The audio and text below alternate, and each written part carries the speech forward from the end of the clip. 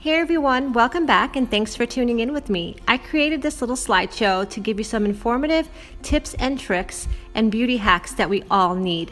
This video consists of 13 different tips and tricks that consist of nail hacks, volumizing your hair for problem skin, how to whiten your teeth, how to get super soft skin, and so on and so forth. I thought it would be more informative this way than getting all of my beauty products and just showing you one by one.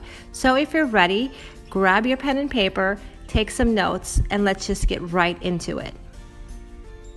So my first beauty tip is taking an ice cube and rubbing it all over your face at night after you have taken off your makeup. And this actually helps rejuvenate your fat cells. It helps with acne and also with wrinkles. It helps keep your blemishes under control, and it's also very beneficial in shrinking down your pore sizes. I recommend doing this at least a few times a week, and it's super great for those of us with problem skin. So a lot of us know this already. Aspirin is very beneficial for inflammation and redness. If you get a pimple anytime before a big event or just in any case, take some aspirin, make a little paste out of it using some water, and plop it on that pimple and watch the magic appear. This is also great if you like to make a mask out of this.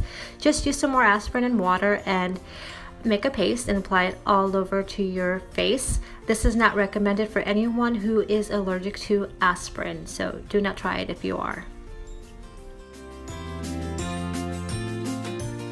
So with the hot summer months coming, who doesn't like to wear shorts, but who hates the irritation of your thighs rubbing together? Take a little deodorant, rub it between your thighs, and it helps stop friction. That's a great tip. Here's a great aloe vera treatment that you can use overnight, and it helps combat that acne. What it does is the aloe vera gel actually helps kill the bacteria that causes acne, and it's great in its anti-inflammatory properties. Take some aloe vera gel, pure of course, and some tea tree oil, just a few drops, and apply it to your affected skin overnight and rinse off in the morning. I love this tip right here. I do not use a terry cloth towel on my hair to dry it when I'm towel drying before I blow dry. I'm already doing enough damage as it is. So what I like to do is take a microfiber towel, which helps actually absorb some more water out of my hair.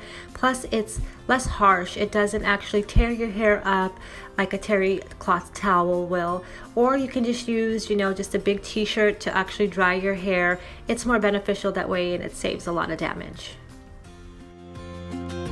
So when using bright nail polish, this is really good after you remove your nail polish and you see that sometimes it makes some discoloration to your nails or your toenails. What you do is make a little paste. It consists of a tablespoon of peroxide and 2 1/4 tablespoons of baking soda. Make a little paste, apply it to your nails or your toenails, and leave it on for 5 minutes, and there you go. Voila, bright white nails.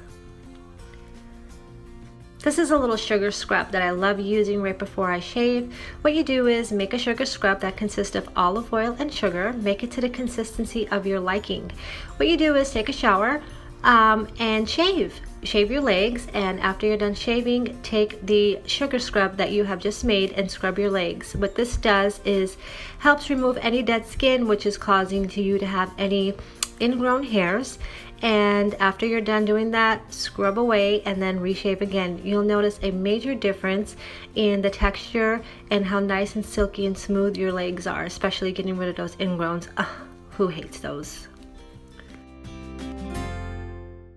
So this is another quick tip that I like. I recommend doing this maybe a few times a week. Just take 1 tablespoon of baking soda with 3 drops of hydrogen peroxide and brush your teeth. This helps whiten and remove any stains that you may have. Just be gentle when doing so, because you will tear up your gums if you brush too hard. Put your nail polish in the refrigerator for 15 minutes before applying it, and it goes on so much smoother. I always like doing this just so you won't have any bubbles or any blotchiness, and it just helps create that flawless finish. Use a combination of Epsom salt, sea salt, and baking soda in your bath, and this helps remove any toxins from your skin, especially if you've been outside all day with all of the pollution that we have in the air. Plus we always apply so much moisturizers and lotions to our body and our skin. This is great for removing all of those properties from your skin to have a clean slate and to start all over again the very next day. Just soak in your bathtub as you normally do, and the baking soda actually is really beneficial.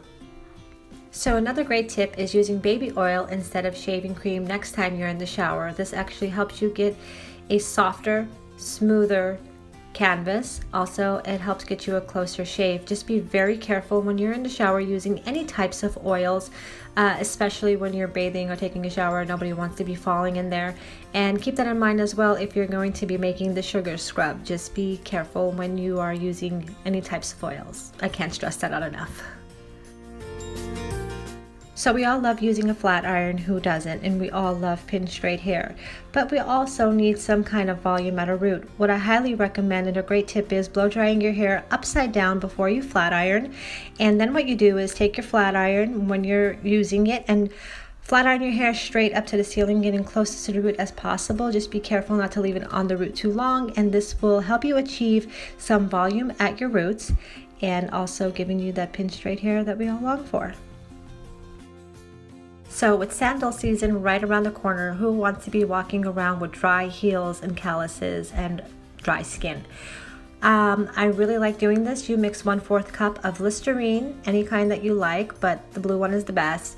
A 1/2 cup of vinegar, either apple cider or regular, and some warm water. Soak your feet in it for about 10 minutes.